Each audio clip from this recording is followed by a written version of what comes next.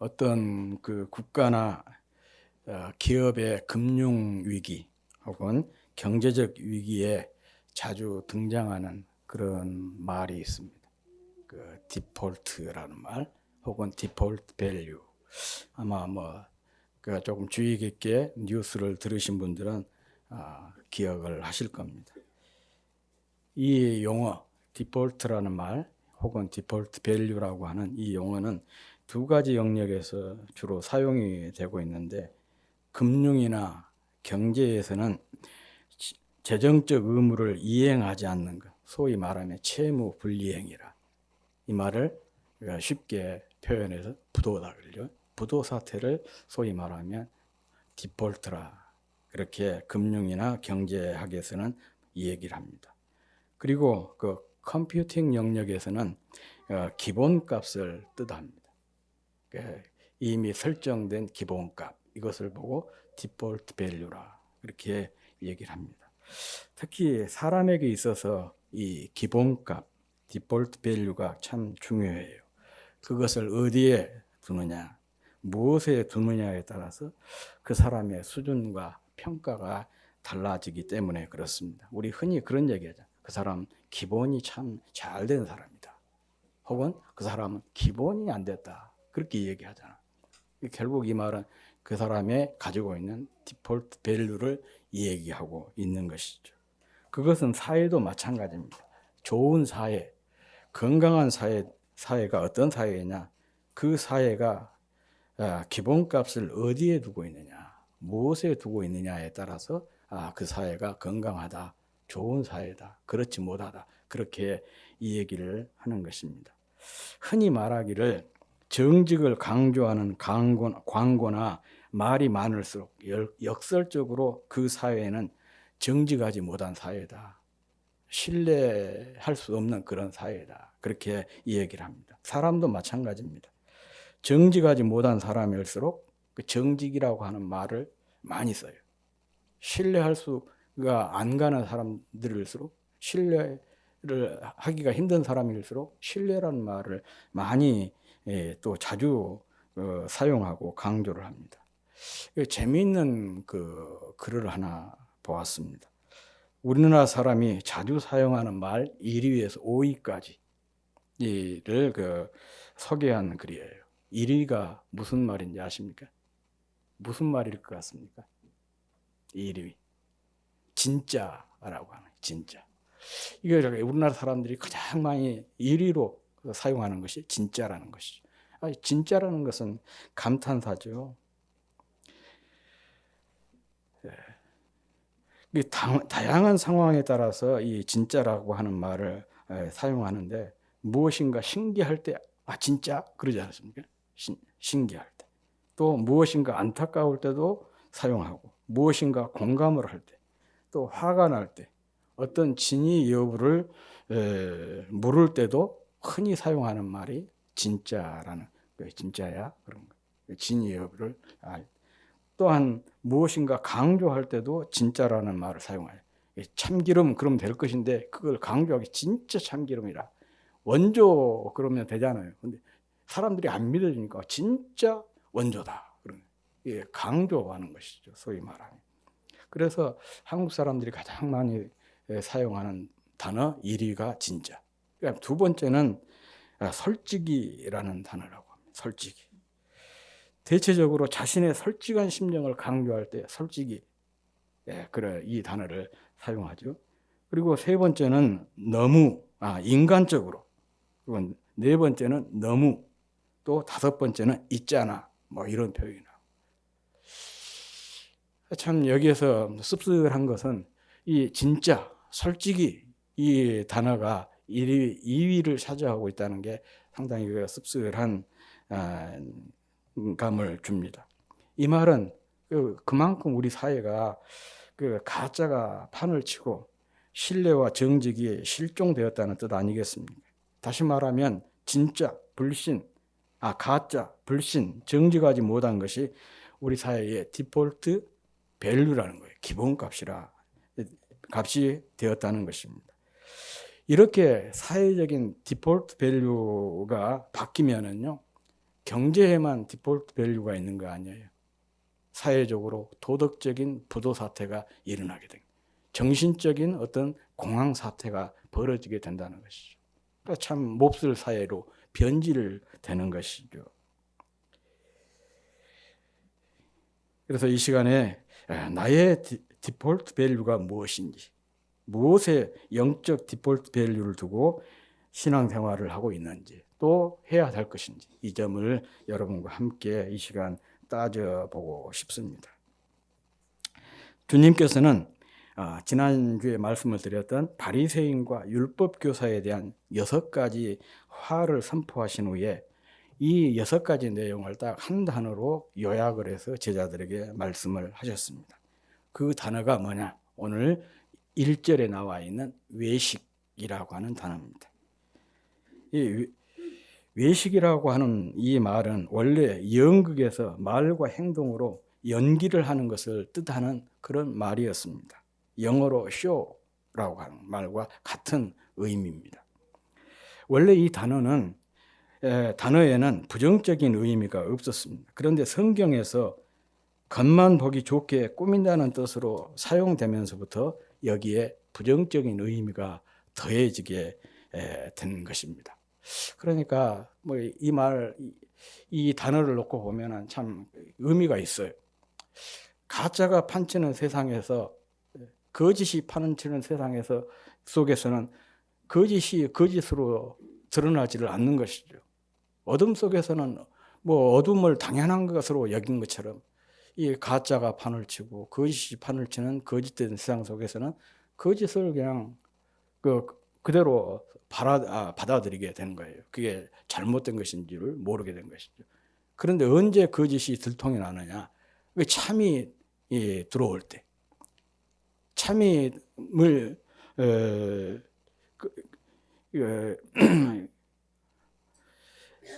참이 주어지게 되면 거짓이 드러나게 되는 것이죠. 빛이 들게 되면 어두움의 존재가 밝혀진 것과 같은 이치인 것이죠.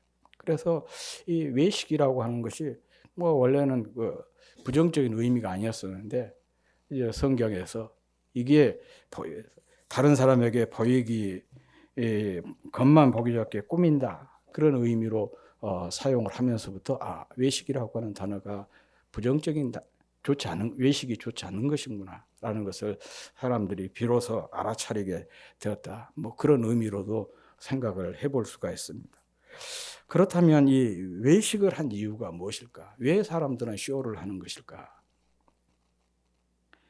그 이유는 다른 사람에게 잘 보이기 위해서, 어떤 분이 그런 얘기 했잖아요. 잘 보이기 위해서, 또 돋보이기 위해서. 이렇게 돋보이려고 한 이유는 다른 사람으로부터 박수와 환호를 받기 위해서입니다. 인정받고 칭찬받고 영예를, 존경을 받기 위해서입니다. 그는 11조를 철저하게 하는 참으로 믿음의 사람이다. 또 그는 구제를 열심히 하는 사랑의 사람이다. 그는 금식을 밥 먹듯 하고 기도가 일상이 된 참 경건한 사람이다. 항상 말씀을 입에 달고 사는 말씀의 사람이다. 이런 칭찬을 받고 그래서 존경받기 위해서 경건 생활을 이용한 거예요. 이게 바로 바리새인과 율법교사들의 모습이었습니다. 소위 신앙을 도구화시킨 것이다. 그렇게 표현해요. 조금 어렵게 이 얘기를 하자면 그래요. 주님 당시에 바리새인과 율법교사가 그랬습니다. 그렇다면 오늘날 우리는 여기에서 자유로울까? 결코 그렇지 못합니다. 사실 교회와 성도가 사회로부터, 특별히 우리 사회로부터 많이 비난을 받지 않습니까? 기독교를 개독교라 그렇게 이 얘기하는 비판 세력들이 참 많이 있습니다. 그런데 이런 거부의 중심에는 뭐가 있냐? 우리 기독교인들과 교회의 위선과 외식이 있다는 거예요. 그런 점에서 우리가 한번 우리의 신앙을 다시 한번 되짚어보는 것이 참 중요하다. 그렇게 말씀을 드리고 싶습니다. 신앙이라고 하는 것은요, 보이기 위한 쇼가 아니라 하나님과의 관계의 문제예요. 신앙생활을 누가 보느냐, 누가 보지 않느냐, 누가 알아주느냐, 알아주지 않느냐, 또 다른 사람이 어떻게 평가하느냐, 그게 중요하지 않다는 얘기예요. 물론 우리가 그것도 의식을 해야 되는 것이죠. 왜냐하면 민심이 천심이라고 하지 않습니까? 이런 것들을 통해서도 하나님께서 내게 들려주는 음성이 있을 수가 있으니까 사람들의 평가도 우리가 완전히 무시해서는 안 되겠지만은, 그러나 그것이 신앙생활의 본질이 아니라는 거예요. 신앙생활의 본질은 하나님과의 관계, 주님과의 관계, 얼마나 깊고 내밀한 관계, 친밀한 관계를 유지하느냐, 거기에 있는 것입니다. 그래서 어떤 복음성과 찬양에 이런 가사 있잖아요. 주님이 아시면 족하리. 주님이 아시면 족하리. 사실 이것이 성도가 가져야 될 아주 중요한 태도예요. 주님께서 아시는 것을 전부로 여기는 것, 이게 신앙입니다. 그 이상도 그 이하도 아닌 것이죠.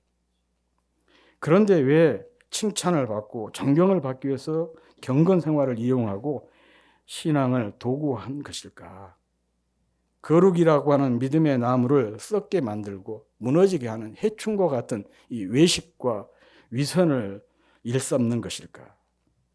그 이유는 이 디폴트 밸류, 신앙의 기본값이 잘못되었거나 그것이 변질이 되었기 때문에 그런 것이에요. 간혹 그런 사람들이 있지 않습니까? 자신의 어떤 야망을 위해 교회를 찾는 사람들이 있어요.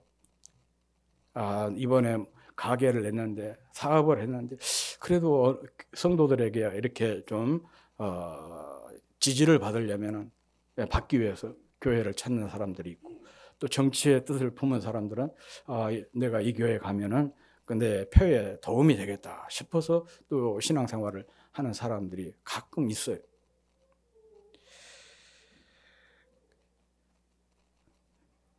이런 사람들은요, 올바른 신앙생활을 할 수가 없죠. 왜냐, 자기 야망을, 세속적인 야망을 채우는 것이 목적이 신앙생활이기 때문에 결국 교회 와서 정말 주님과의 관계보다는 사람들 앞에서 척하는 그런 신앙생활을 할 수밖에 없는 것입니다. 반면에 분명히 예수님이 자신의 디폴트 밸류였어요. 기본값이었습니다. 주님을 만난 감격스러운 경험도 있는데 시간이 지나면서 변질이 되는 경우에 많은 성도들이 바로 여기에 속합니다. 주님께서 오늘 본문 앞부분에서 11장 42절부터 52절에서 바리새인들과 율법교사들을 비판을 하셨는데, 책망을 하셨는데, 그들을 또 바로 여기에 속한 그런 사람들이라 볼 수가 있습니다. 처음엔 신앙의 핵심 가치인 예수님을 통한 구원, 죄사함, 영생, 하나님의 나라 등 이런 기본값을 삼고 신앙생활을 했는데 시간이 지나면서 변질이 돼버린 거예요. 물론 변화가 돼야 됩니다. 사람은 계속해서 또 변화가 될 수밖에 없어요. 그런데 바람직하고 좋은 긍정적인 방향으로 변화가 돼야 되는데 이게 나쁜 방향, 좋지 않은 방향으로 변화가 되는 거예요. 이것을 가리켜서 변질이라 그렇게 얘기하지 않습니다. 변질이 되어버린 거예요. 신앙생활하면서 자신도 모르게 직분을 탐하게 되고, 그러려면 사람에게 잘 보여야 하고 인정받고 칭찬을 받고 존중을 받아야 하니까 외식하고 위선을 하게 된 것입니다. 그러다 보니 현대판 바리새인과 율법교사로 전락을 하게 된 것입니다.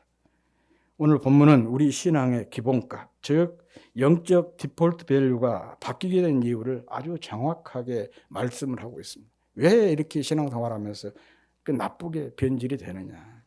그것은 바로 신앙의 대상이신 하나님에 대한 믿음의 문제라는 거예요. 사람은 척하면서 숨길 수가 있습니다. 외식하고 위선으로 속일 수도 있습니다. 얼마든지 잘 보이도록 쇼를 할 수도 있습니다. 그리고 그것이 또 통하기도 해요. 그래서 사람들 그런 얘기 하잖아요. 사회생활을 잘 하려면 어느 정도 쇼맨십이 있어야 된다.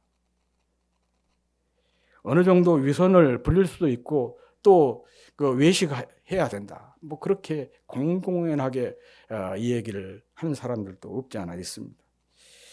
아무튼 사람은 제한적이기 때문에 그런 것이죠. 말하지 않는 것은 들을 수가 없고 보이지 않는 것은 볼 수가 없습니다. 여러분들이 뭐 저의 일상을 모르잖아요. 안 보니까. 못 보니까. 또 제가 보여주지 않으니까. 이게 인간인 것이. 저도 마찬가지죠. 또 감추고 있으면 알 수가 없는 거예요. 그래서 속을 수가 있고 속일 수가 있습니다. 그러나 하나님은 그렇지 않습니다. 자, 오늘 본문 2절 3절 말씀 우리 함께 읽어보도록 하겠습니다. 2절 시작. 감추인 것이 드러나지 않을 것이 없고 숨긴 것이 알려지지 않을 것이 없나니 이러므로 너희가 어두운 데서 말한 모든 것이 광명한 데서 들리고 너희가 골방에서 길을 대고 말한 것이 지붕 위에서 전파되리라. 아멘. 참 그 두려운 말씀이죠. 소름이 돋는 그런 말씀이에요. 아무튼 감추인 것이 드러나지 않을 것이 없고 숨긴 것이 알려지지 않을 것이 없나니 이러므로 너희가 어두운 데서 말한 모든 것이 광명한 데서 들리고 너희가 골방에서 귀에 대고 말한 것이 지붕 위에서 전파되리라. 이 말씀은 감추고 숨기는 것이 언젠가는 분명하게 드러나게 되고 골방에서 귀에 대고 속삭인 말이 온 천하가 듣도록 알려지게 될 때가 있다. 그런 뜻입니다. 즉 바리새인의 외식과 위선은 반드시 드러나게 된다. 그런 말씀이에요. 다시 말하면 외식과 위선을 행하는 자들이 얼마나 어리석은가를 보여준 것입니다. 자기는 다 감쪽같이 속인다고 또 속일 수 있다고 생각하지만 하나님 앞에서 그것이 다 들통이 난다는 것이죠. 그러니까 그것은 어리석은 짓이죠. 아이들이 그러지 않습니까? 지 눈만 딱 가리면은 다른 사람이 못 본 줄 알고 딱 없다 그렇게 하지 않습니까? 우리는 그것을 보고 굉장히 막 재밌어가지고 웃고 그러죠. 알고 보면 하나님 앞에서 우리 인간이 꼭 그런 짓을 한 거예요. 지 눈 가리니까 하나님 못 보신 것처럼 지 귀를 막으니까 하나님께서 못 들으신 것처럼 그렇게 착각을 한 것이죠. 여기에 아주 중요한 전제가 생략이 되어 있어요. 그것은 다 보시고 다 들으시고 다 아시는 하나님이 생략이 되어 있습니다. 전지하시고 전능하시고 무소부재하신 하나님이 생략이 되어 있어요. 그 하나님, 전지하시고 전능하시고 무소부재하시는 하나님께서 다 보고 다 들으신다는 얘기 아니겠어요? 그분이 다 들춰내기 때문에 반드시 바리새인들의 외식과 이선은 들통이 날 수밖에 없다. 그런 말씀인 것입니다. 하나님은 다 아시고 무엇이든지 다 하실 수가 있고 계시지 않는 곳이 없기에 아무리 작은 무엇 하나라도 하나님 앞에서 숨길 수가 없고 게다가 우리의 작은 신음까지도 놓치지 않으시는 정말 세밀하신 분이십니다. 그런데 성경은 이런 하나님을 빛이라 그렇게 소개를 하고 있어요. 이 말이 참 굉장히 우리에게 도전을 주는 그런 표현입니다. 빛의 특징이 무엇입니까? 모든 존재와 상태를 분명하게 밝히고 드러내는 그런 속성이에요. 하나님도 그렇다는 것입니다. 그러니 하나님 앞에서 어떤 외식이나 위선도 반드시 드러나게 된다. 그런 뜻입니다. 이것을 알기에 신실한 믿음의 사람은 외식이나 위선으로 쇼를 할 수가 없고 사사로운 말은 물론이거니와 악한 생각까지도 품을 수가 없는 것이에요. 좋은 예가 구약성경 창세기 39장에 나온 요셉입니다. 이 창세기 39장을 보면 보디발의 요셉이 노예로 애굽 사람 보디발의 집에 팔려가지 않습니까? 그런데 이 요셉의 그 용모가 준수한 것을 보고 보디발의 아내가 유혹을 한 그런 내용이 그 39장에 나오고 있습니다. 하루는 보디발의 아내가 집안의 사람들을 다 쫓아내고 사람들을 다 내보내고 요셉과 단둘이 있는 상황을 만들었어요. 그러면서 요셉에게 이렇게 유혹을 하죠. 이제 집안에 너와 나 둘밖에 없으니까 나와 동침을 하자. 그렇게 유혹을 했습니다. 그때 요셉이 이렇게 말하면서 이 보디발의 아내의 유혹을 뿌리칩니다. 내가 어찌 이 큰 악을 행하여 하나님께 죄를 지으리까. 이 말씀을 따져보면은요, 논리적으로 모순이에요. 그러지 않습니까? 보디발의 아내와 동침을 하면 누구에게 죄를 짓는 거예요? 보디발에게 죄를 짓는 거 아니겠습니까? 그런데 요셉은 내가 당신과 동침을 하면 당신의 남편에게 죄를 짓습니다. 그렇게 표현하지 않고 이것은 하나님께 죄를 짓는 것이다. 그렇게 얘기를 한 거예요. 그러니까 죄라고 하는 것은 그것이 중한 죄든 사소한 죄든 하나님을 무시하는 것이니까 궁극적으로는 하나님께 대한 죄가 되는 거예요. 여기서 보디발의 아내와 요셉의 시선의 차이, 관점의 차이가 잘 드러나고 있습니다. 보디발의 아내는 사람만 의식했고 보는 사람이 없으니까 동침하자고 유혹을 했습니다. 이렇게 사람만 의식한 사람은 필연적으로 외식과 위선을 할 수밖에 없습니다. 반면에 요셉은 하나님을 의식했어요.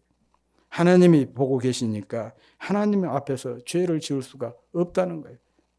비록 사람은 보는 사람이 없을지라도 하나님이 보고 계시니까 할 수가 없다. 그런 얘기입니다. 위선적이고 외식적인 삶과 그렇지 않은 삶의 차이가 바로 여기에서 분명하게 드러나는 것입니다. 하나님 앞에서 사는 사람, 하나님을 의식하고 사는 사람은 외식이나 위선을 할 수가 없습니다. 다 들통이 나는데 어떻게 쇼를 할 수가 있겠어요? 그러므로 이 외식과 위선은 심각한 죄입니다. 그것은 곁에 사람을 두고 존재하지 않은 것처럼 투명 인간처럼 취급하는 것과 같은 행위예요. 한번 생각을 해보십시오. 누군가가 나를 투명 인간처럼 취급을 한다면 취급을 하고 그 자리에 없는 사람처럼 취급한다고 생각을 해보십시오. 그러면 어떤 생각이 들까요? 굉장한 모멸감, 굴욕감을 느끼게 될 것입니다. 내가 한 인격으로서 분명히 존재하고 있는데 내가 없는 것처럼 사람들이 나를 무시한다. 투명인간처럼 취급을 한다. 굉장한 모멸감을 또 굴욕감을 느낄 수밖에 없는 것이죠. 위선과 이 외식이 바로 이와 같다는 것입니다. 하나님을 믿는다면서 하나님은 안중에도 없고 그저 투명인간 취급하듯이 하나님을 그렇게 대하는 것이 바로 외식과 위선이에요. 그런데 실제적으로 가만히 생각을 해보면 대부분 우리 믿는 사람들이 앞서도 말씀을 드렸지만 여기에서 자유롭지를 못해요. 하나님 믿는다고 하고 또 곧장 기도도 하고 곧장 찬양도 하는데 그런데 구체적으로 그 삶을 들여다보면은 정말 하나님이 없는 것처럼 살아가는 사람들이 참 많이 있고 내 자신의 삶을 이렇게 비춰볼 때도 나도 그런 순간들이 너무 많은 거예요. 그래서 이런 것을 두고 신학적으로는 뭐라고 표현하느냐. 실제적 무신론자다. 그렇게 얘기해요. 무신론자가 둘이 있어요. 하나는 절대적 무신론자. 이 사람들은 하나님이 없다라고 주장하는 사람들이에요. 그렇게 믿고 사는 사람들. 이런 사람을 가리켜서 절대적인 무신론자라 그래요. 그러나 실제적인 무신론자는 어떤 사람들이냐. 하나님이 계시다고 그래요. 그 하나님 앞에 신앙도 고백을 해요. 하나님을 찬양하기도 하고 기도도 해요. 그런데 하나님이 없는 것처럼 사는 거예요. 그런데 더 중요한 문제가 되는 것이 뭐냐. 이 실제적인 무신론이에요. 그런데 많은 성도들이 바로 이 실제적 무신론, 여기에서 자유롭지 못하다는 거죠.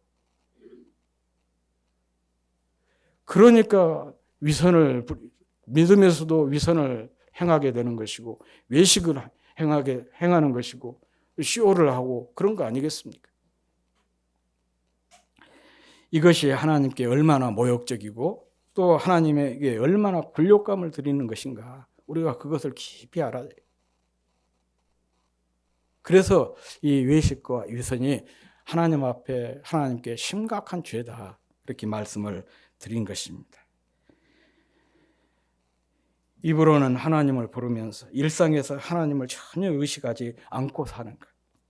그냥 상황에 따라서 그때그때 태도를 바꾸는 이 카멜레온과 같은 신자.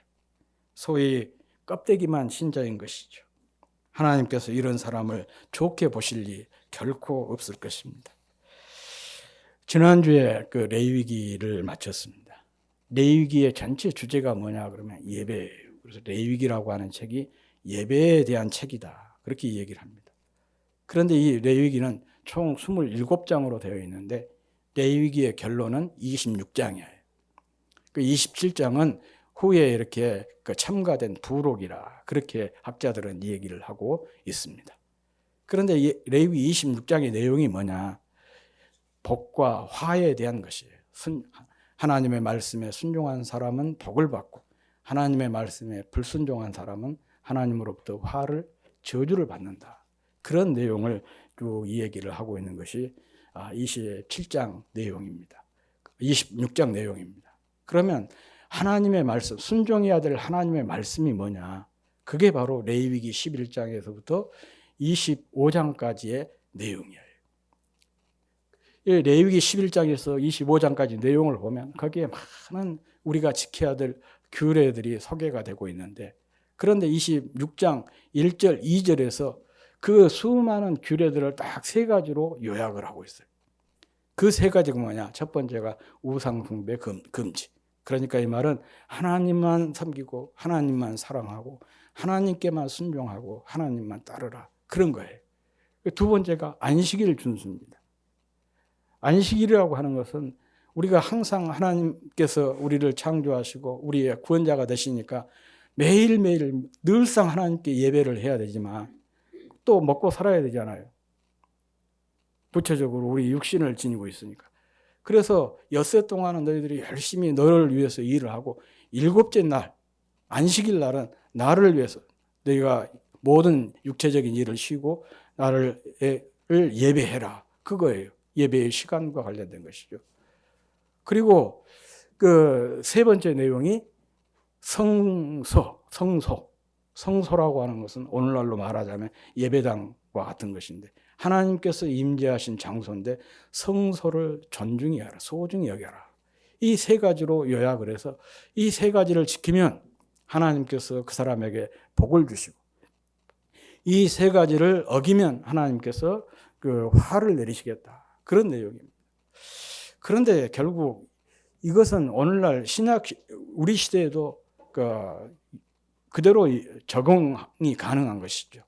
첫 번째는 하나님 중심이라고 하는 결국 우리의 믿음의 대상이신 하나님 사랑, 예수님 사랑인 것이고 두 번째 안식일 준수라고 하는 것은 주일 성수 그리고 성소를 존중하라는 것은 교회의 사랑 이렇게 이야기할 수가 있는데 결국 이 안식일 주일 성수와 교회의 사랑이라고 하는 것은 예배와 관련된 것입니다. 예배예요. 그러니까 예수님 중심과 예배 중심의 삶 이것을 강조하고 있어요.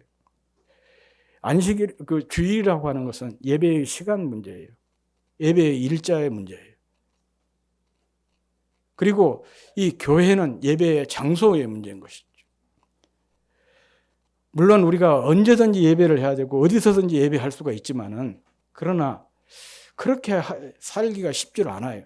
그래서 하루를 정해주신 거예요. 시간을 딱 정해주면서 날짜를 정해주면서 주일날 그것도 주일 11시에 꼭 함께 예배당에 모여서 예배해라. 그렇게 말씀을 하고 있는 것이죠.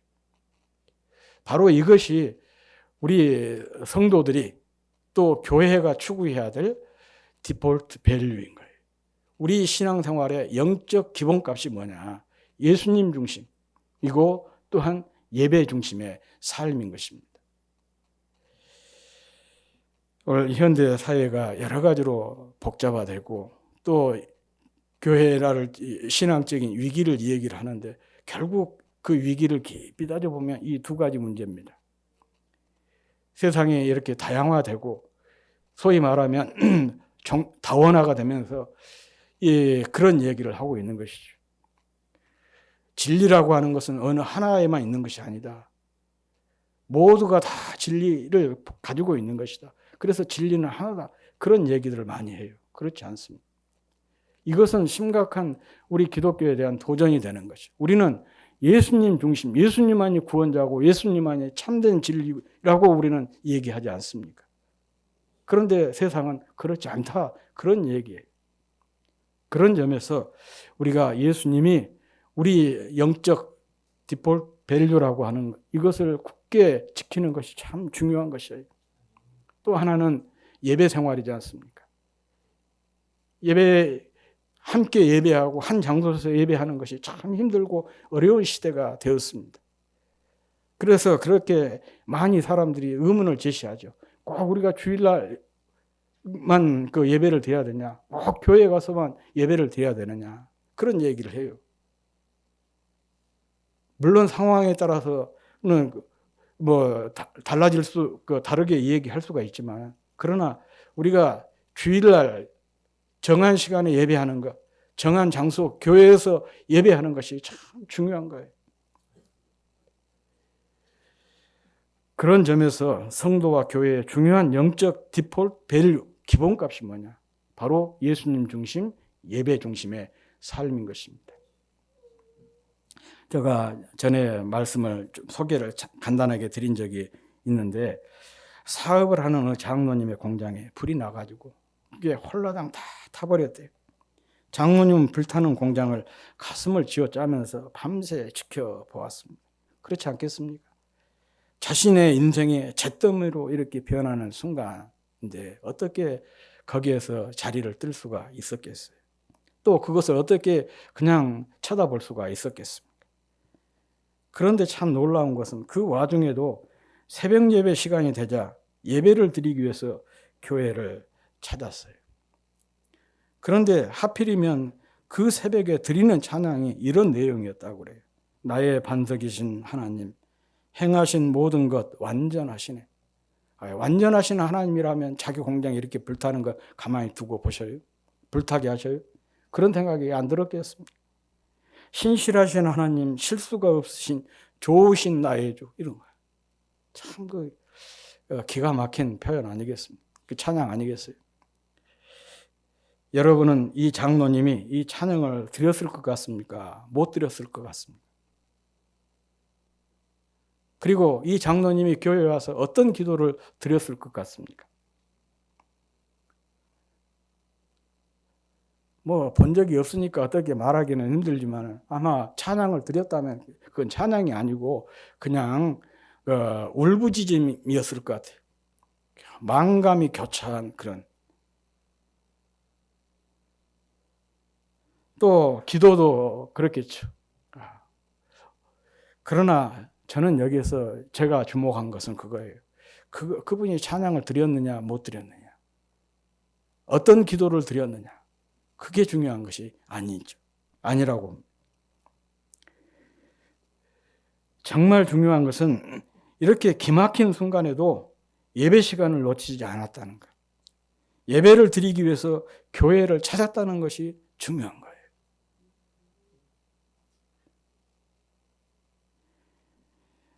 이것은 곧 이 장로님의 영적 디폴트 밸류가 무엇인지를 잘 보여주고 있는 것이죠. 그분의 영적 디폴트 밸류는 주님이었고 그 주님을 예배하는 예배였던 것이죠. 주님과 예배가 그의 인생의 기본값이었던 것입니다. 그렇기 때문에 그 기막힌 순간에도 예배 시간을 기억했고 예배의 자리를 찾은 것 아니겠습니까? 그리고 그는 2년 후에 회복해서 전보다 2배나 사업이 번창하게 되었다고 합니다. 예배를 드렸기 때문에 그 어려운 순간에 그가 기도를 했고 찬양을 드렸기 때문에 다시 일어서게 되었다. 그런 뜻이 아닙니다. 삶의 기본값이 주님이고 예배였기 때문에 인생의 가장 황망한 순간에도 예배에 성공할 수가 있었고 이것이 다시 일어설 수 있는 발판이 되었다는 뜻입니다. 그러므로 중요한 것은 영적 디폴트 밸류입니다. 그것은 주님이시고 또한 정한 시간과 정한 장소에서 주님께 예배를 드리는 예배인 것입니다. 여기에 영적 기본값을 두고 사는 사람은 상황에 따라 결코 변하지 않습니다. 사람에게 잘 보이려고 하지도 않습니다. 주님과 관계를 무엇보다도 중요하게 여기면서 살고 있기 때문에 속이 텅텅 빈 껍데기가 아닌 속이 꽉 찬 알곡 성도가 될 수밖에 없는 것입니다. 정말 우리의 영적 디폴트 밸류, 영적 기본값이 주님이시고 주님께 드리는 예배가 될 수 있기를 주의 이름으로 축복합니다.